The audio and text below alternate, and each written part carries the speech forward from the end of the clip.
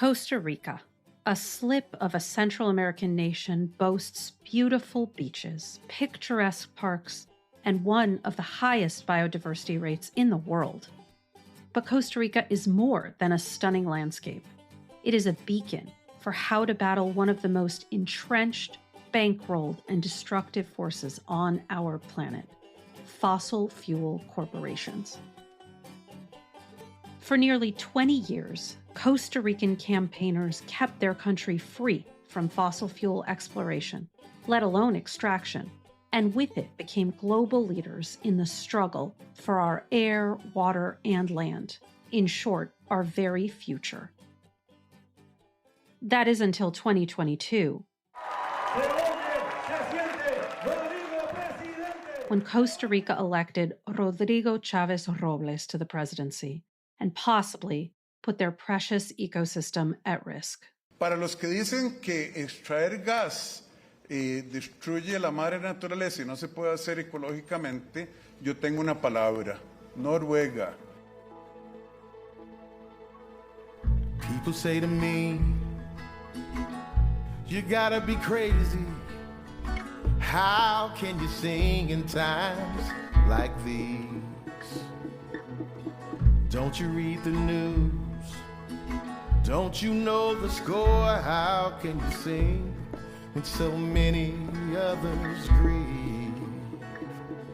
By way of a reply, I say a fool such as I, who sees his song as somewhere to begin. Welcome to Season 3 of Words to Win By. I'm Anat Shenker-Osorio. I develop, test, and deploy political messaging to help candidates, organizers, and activists around the world win progressive victories. Today's story from Costa Rica winds us through the realities of messaging and campaigning, from maintaining an impressive win to confronting a serious setback and staying committed to secure freedom from the perils of petrol. After various tries throughout the century, in the late 90s, Costa Rica took its last shot at fossil fuel exploration.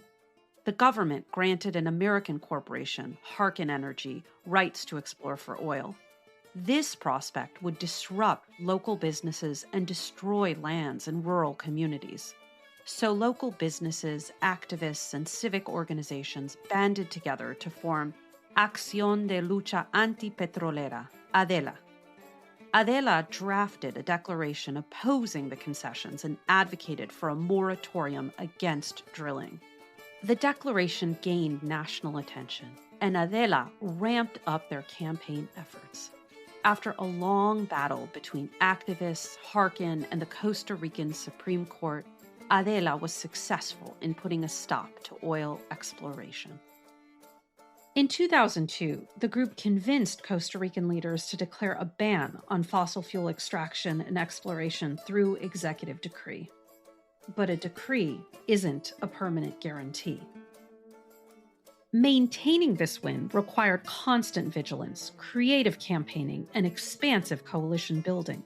Work led and spread by CR Libre de Perforación, a network of almost 200 businesses and civil society groups fighting for Costa Rica's future.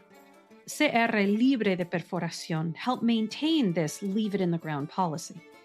Each administration extended the decree, with the previous president doing so through 2050. One of the leaders of that campaign is Carolina Sanchez, a communication strategist who specializes in energy and sustainability. Can you explain what CR Libre de Perforación means for listeners? Sure.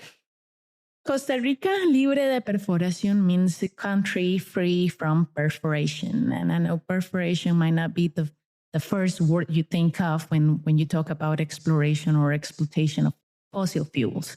But it pretty much means that Costa Rica should continue to be a free country from these endeavors in fossil fuels.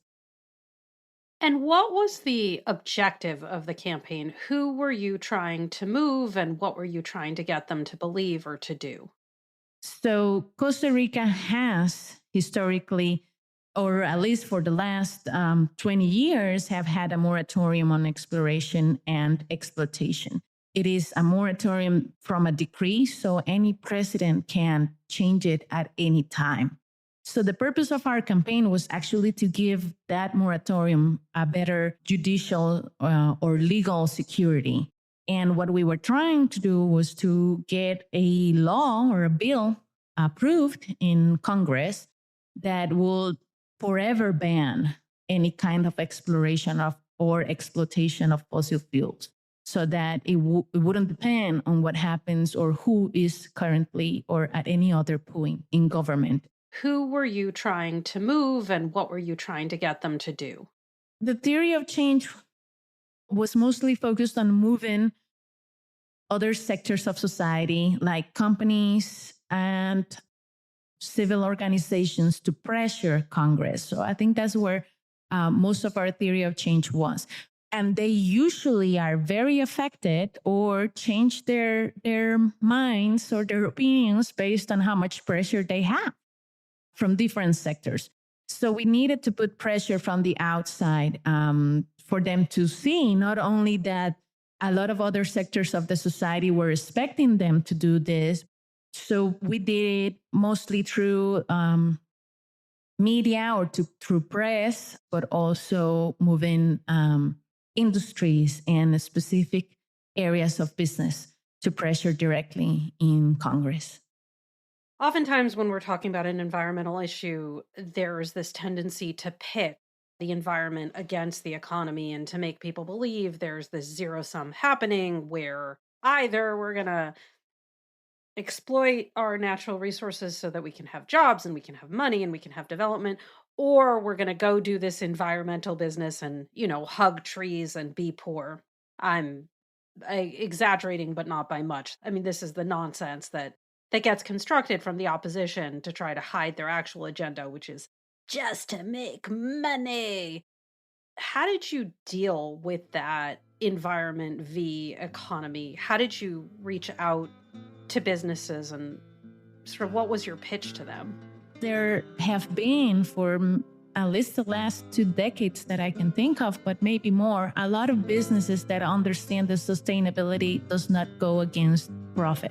I think that something that is really useful when it comes to talking to businesses is usually showing other businesses examples, right? A lot of businesses maybe or business owners do not want to take the risk first, and they actually take the leap when they see that it works for somebody else. And then there's another really important part that is that tourism is really important in Costa Rica. So the tourism sector, nobody can deny that is one of the industries that produce more income for the country in general, but also distributes more income. And so working with the tourism sector also helped us a lot to have a good amount of companies and businesses already aligned with our purpose, since they clearly understand that our image and the image that Costa Rica has and the conservation efforts that we have are extremely important for their business. It's not that much of how we convince them. I would say that we pretty much use those that were already convinced to call upon other businesses. We call that engaging your base in order to persuade the middle. And now, looking at how you all engaged and chose to message to the broader public, what was your strategy there? I think you're going to like it because it's again using our bases to move the middle.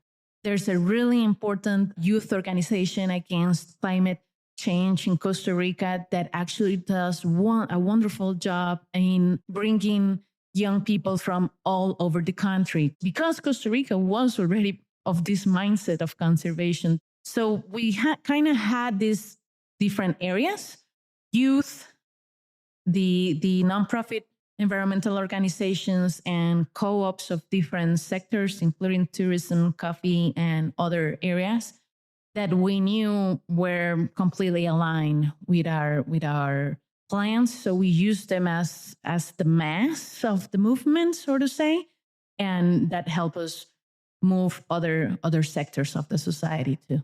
How did you all decide what the messaging was going to be?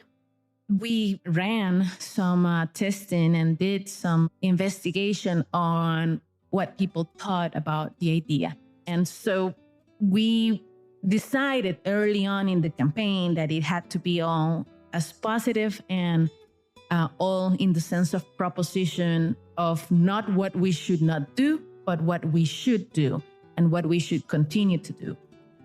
And a lot of what we were trying to position to is the fact that the country has the reputation that it has because a lot of different people in the country have worked for that over the past several decades. So it's not that Costa Rica is what it is because of the governments or the politicians we have had. Costa Rica is what it is because of the people that work every day maintaining different parks or working with biodiversity, even developing sustainable businesses.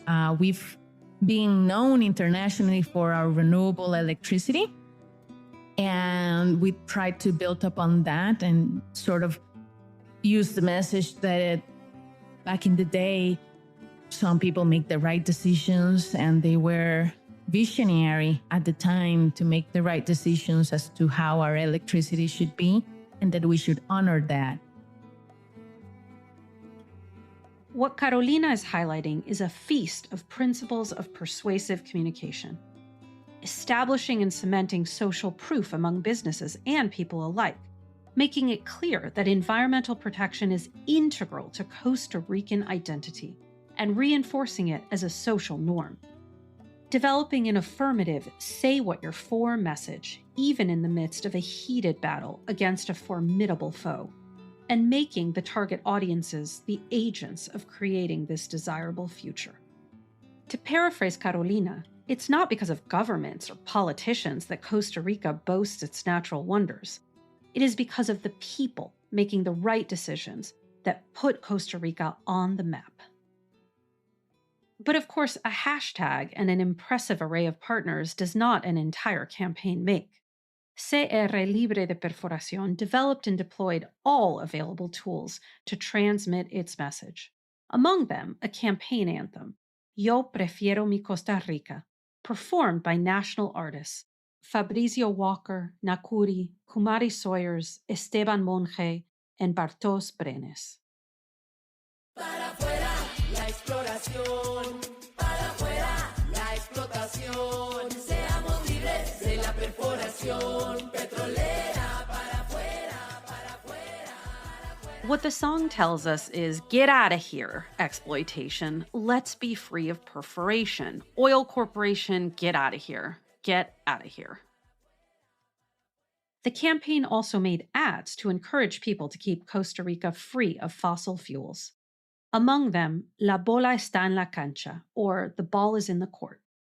This depicts images of drilling and floods, in contrast with the country's forests, rich biodiversity, and oceans. The ad states that while the country may be small, the resources are what make it great, and encourages Costa Ricans to protect their incomparable riches and defend their previous decisions.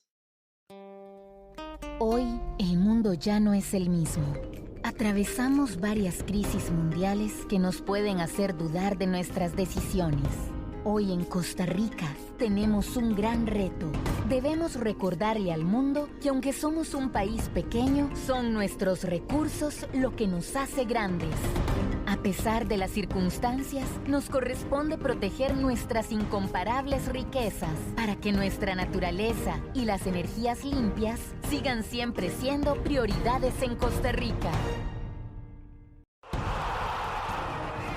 Hoy nos toca defender nuestras decisiones. El planeta The ad entero nos ends. está mirando. The entire La bola planet está is en la watching, cancha. and the ball is in our court, with a clip of a Costa Rican soccer player scoring. The ad doesn't say, stop drilling or ban fossil fuels. Instead, it tells viewers to prioritize nature and take pride in leading globally. The campaign had a full court press strategy, getting featured across national news channels and in international sources. They engaged celebrities like Jane Fonda and Mark Ruffalo to get more views on their social media posts. CR Libre pushed lawmakers at all levels, getting 7 municipalities to prohibit extraction. The campaign displayed art installations around the country, on beaches and in front of government buildings. As Carolina mentioned, youth organizers are key to this campaign, leaders like Judith Pereira. My name is Judith Pereira. I am from Costa Rica. I am 23 years old. I'm a student. I study international relations in the National University. As a Girl Scout, Judith first fell in love with and also saw the dangers happening to Costa Rica's lush nature. Judith participated in forums and cleanups, but she wanted to do more. That's when she discovered Fridays for Future. The Fridays for Future movement began in August 2018, after 15-year-old Greta Thunberg and others sat in front of the Swedish parliament every school day for 3 weeks to protest the lack of action on the climate crisis. This inspired Judith and her friends, and they began a chapter in Costa Rica in 2019. So when you started to get involved with Fridays for Future, both the global movement and kicking it off within Costa Rica itself, what were you hoping to have happen? We were trying to make people to be conscious that this is a problem that goes beyond us. It's not about what we are doing every single day. It's about the decisions that we are taking as country every single day. The system is still blaming the people who is doing their best to survive every single day. So if we demand to the Congress to take actions and be aware of what they are doing, we can make a change. We should have a law that forbids fossil fuels forever. Fridays for the Future was a significant first step, but the movement wasn't an ideal fit for Costa Rican youth. Students could not always skip school for protests, and the movement alienated those in more rural areas. So Judith co-founded Red de Juventudes y Cambio Climático de Costa Rica, or Costa Rican Youth and Climate Change Network. The organization has led marches in front of Congress, conducted talks to educate on the dangers of climate change, and connected youth from across the country. The movement has garnered enough momentum and strength to put real political pressure on the government to protect the environment. Much of the group's success comes from deliberately calibrated messaging. I have been thinking and applying this for a very long time that, first of all, we do not create the climate crisis, right? And the other message about this is that fossil fuels are... los combustibles fósiles son del siglo pasado. Y es ir completamente contra la visión de Costa Rica. Costa Rica a nivel internacional se ha proyectado como uno de los países con mejores condiciones ambientales, que se preocupan más por el ambiente, que logramos revertir nuestra deforestación. Sin embargo, nuestros líderes políticos están actuando en el lado opuesto, están retrocediendo muchísimos años atrás. What Judith is explaining is that their messaging boldly declared that fossil fuels are from a past century and run counter to the vision of Costa Rica. Costa Rica has projected an international image as one of the countries with the best environmental conditions that has reversed its deforestation. Nevertheless, political leaders are acting against this. They are taking us backwards many years. This message of past versus future seems especially apt for Judith's target audience, young people. It's also a strong counterpoint to what the opposition often claims, that fossil fuel exploration is development, it's the pathway to tomorrow's riches. And so, Judith and her colleagues are directly contesting a central narrative battle, what truly represents a desirable future. Judith and her team have had big legislative wins too. In 2020, Costa Rica's Legislative Assembly approved a law authorizing trawl fishing. And that was a mess because that completely destroys the ocean. When a law is approved by the Congress, then it has to be approved by the president. After the shock subsided, Judith mobilized her team to action. They held marches in front of the president's house, urging him to disapprove the law. They invited different organizations and businesses to march at all hours, and they worked closely with the environmental minister. And he was saying, I'm going to do my job from the inside, and you do your job in the streets. And that day, I realized that what we were doing is effective, and that we have to keep doing that. We choose them, so they should be able to hear us. And if they are not hearing our emails, they are not hearing our letters, they are not hearing when we are going to the Congress, they should hear when we are on the streets. After several days of marches, the president refused to sign the hazardous trawling law, and it went back to Congress, where it was ultimately tabled. This is why I have so much hope also in Costa Rica libre perforación, because I have seen that it works. I have seen that all the work we can do works. And while all of these impressive efforts have helped preserve Costa Rica's environment, including keeping it libre de perforación, this is sadly not the end of the story. I'm Rena Ninen, host of The Hidden Economics of Remarkable Women, where we look at ways women from around the world are challenging oppressive systems and societal norms and finding new paths to economic freedom and better lives. This season, we're focusing our lens on courageous women who are holding leaders accountable in various sectors. We're looking at promises made to see what promises have been delivered. Join us for Season 5 of The Hidden Economics of Remarkable Women. Follow us on Apple or wherever you get your podcasts. In February of 2022, Costa Rica held presidential elections. The race was tough. None of the candidates obtained the needed 40% of votes to declare victory, so a runoff was held in April between the top two contenders. In one corner, there was Rodrigo Chaves, a former official of the World Bank and Minister of Finance with an anti-establishment reputation. In the other corner was José María Figueres, an early leader in the Costa Rican climate change movement who advocated for low-carbon global economies and served as president in the 90s. Given Costa Rica's history, it seemed like Figueres would be the obvious choice, but that's not what happened. Rising poverty and unemployment, fueled by the COVID pandemic, which damaged the nation's tourism industry, left voters wanting change. Chaves was elected and quickly announced his openness to overturning the moratorium and inviting corporations to drill for gas. This obviously creates a whole new terrain for Carolina and her colleagues to navigate. With the change of presidency, also the whole Congress changed. And that meant that the relationships we had built in the previous administration in Congress were no longer there. So we also understood that the progress we had done with the bills in Congress were going to have a setback. We took several months just talking to different stakeholders, to building again relationships in Congress and finding again who were our allies and trying to understand also the new reality, because it also means that some companies, for example, mostly companies, were not going to be okay with going against the new president as much as they were okay with just going against the subject and not against a person or somebody promoting an idea. The first year of the president, the needle really didn't move much on this area.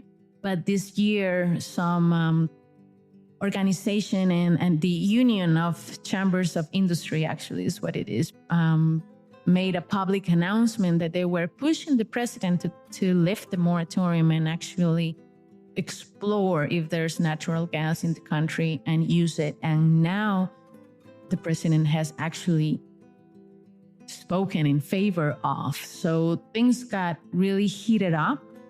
We have a long road already walked and have a lot of different allies, both nationally and internationally, to continue campaigning on this.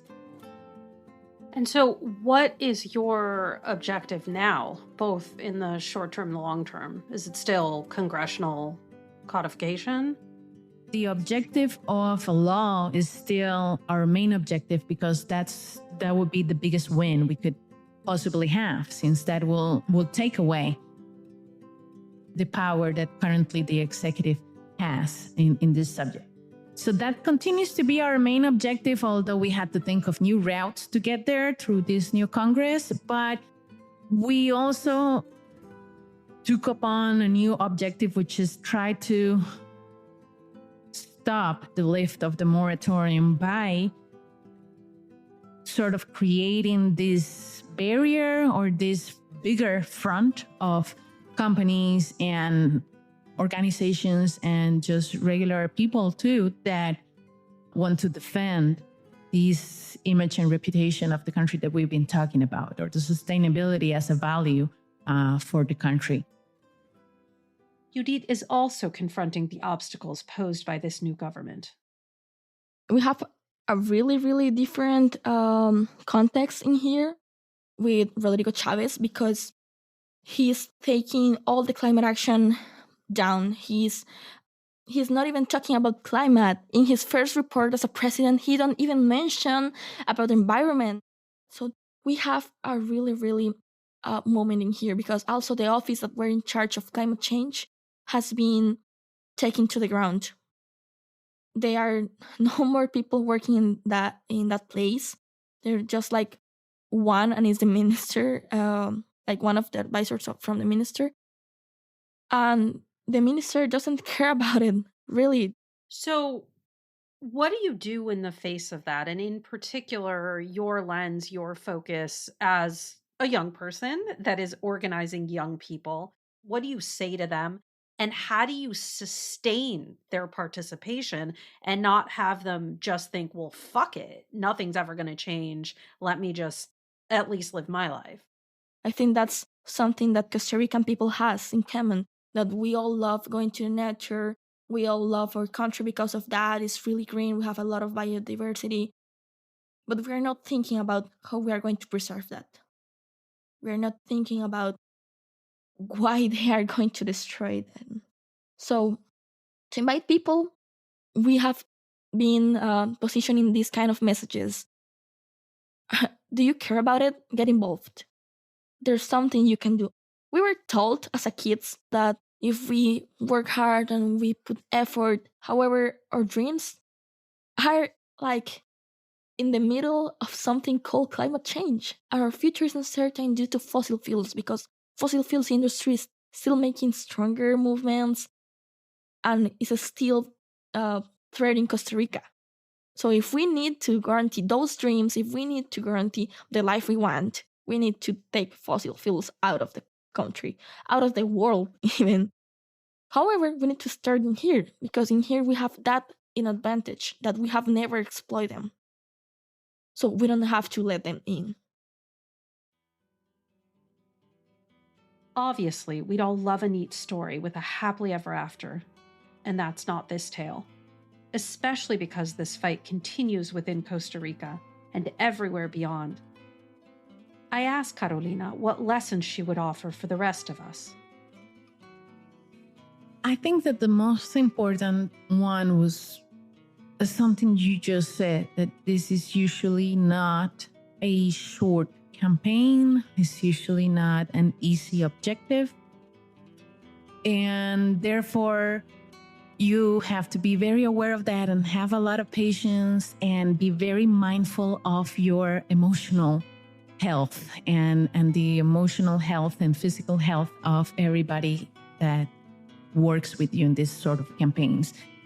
I think that that's very important too, because a lot of times situations that happen, or, somebody makes a comment in the press, or somebody says something that is not true at all. And if you fall into the emotional part of reacting to that, you're going to be burned out very fast in this type of fights. Strategy is the most important part, so that you feel that you have an order on what you're doing, because otherwise it can be very hectic. Obviously, a flexible strategy, because things can change at any point. But having a strategy, trying to stick to it with the flexibility of knowing that sometimes things have to change, and understanding that there's not a specific tactic of action that is going to get you that result. It's a combination of little things that will continue to grow your bases, will continue to get those in the middle to understand your point and your arguments, and it's a process. And the last one, which I think that we are still working on that, is that you have to try to not talk to only those that already understand what you're saying. And I think that in that sense, we have found that culture and art, music helps us a lot to get to those other publics that do not care necessarily for data or scientific information. On this show, we have focused on many campaigns after the win. But CR Libre de Perforación is still enmeshed in the fight. And in truth, that's the realistic picture of what it means to campaign for a more just, prosperous, equitable, and sustainable world. Even if your candidate gets elected, your referendum passes, your policy becomes law, there's always a next thing to secure, a next foe to face, or in this case, a significant setback to confront. There's lots for us to learn from Costa Rica's ongoing efforts to address destructive fuels and the devastation they wreak on all of our countries. Instead of reciting stats and repeating nightmarish doom scenarios, accurate as they are, they leaned into national pride and identity to get folks to act. Indeed, it's often not the opposition itself that thwarts us, but rather cynicism. It's not so much that people doubt our ideas are right, but rather they cannot believe our ideas are possible. So why bother jumping aboard our campaign train to failure? This is where the more far-fetched our endeavor seems, the more we must make it seem a matter not of if, but when. In essence, with their hashtag and their rousing, the ball is in our court advertising, and their focus on youth mobilizing youth, they implied that a future free from fossil fuels is not only possible, it's ours for the taking. They built a massive and diverse coalition, which, thanks to Costa Rica's green tourism industry, hindered the tired, quote, environment versus economy, unquote, talking point the opposition relies on to scare people into accepting the status quo. Finally, and arguably most vital, campaigners in Costa Rica are battling climate change without making it the central villain. We commonly hear that climate change is raising sea levels, climate change is fueling destructive weather, thereby personifying what is actually an intangible phenomenon. You can't send protesters to climate change's house nor headquarters. You can't organize an email or social media campaign at climate change. In our understandable zeal to prove to skeptics that climate change is indeed occurring and due to human activity, we have made it an actor and eclipsed from view the true villains, the fossil fuel CEOs and the politicians they pay for. As we continue to confront fossil fuel corporations where we live and push our own elected leaders to move us forward, not imperil our lives, let's keep an eye on Costa Rica as they remain committed to be free. Words to Win By is a Wonder Media Network production. The show is produced by Carmen Borca Carrillo, Brittany Martinez, and Edie Allard. Our editor is Grace Lynch, with editorial support from Liz Brown and Lucy Jones. Thanks to Anthony Torres and Global Gas and Oil Network. Our executive producers are Jenny Kaplan and me, Anat Shinker-Osorio. Our theme music was written by T.R. Ritchie, produced and arranged by Dan Leone. To find out more about CR Libre de Perforación, check out crlibredeperforacion.org. To find out more about this and any of our episodes, go to wordstowinby-pod.com. If your words don't spread, they don't work. So please let others know and rate and review the show wherever you listen to your podcasts. Yo sé que no es fácil hacer una entrevista en otro idioma, que no es tu primer idioma, pero Fuiste excelente. Claro, muchas gracias, más bien. No, a ti, a ti. Espero que haya estado interesante, algunas cosas, no sé. Sí, No sé si me claro desvié que mucho, sí. lo siento. Ay, mira, es nuestra culpa que vivimos en un país donde no podemos solo sacar todo en español.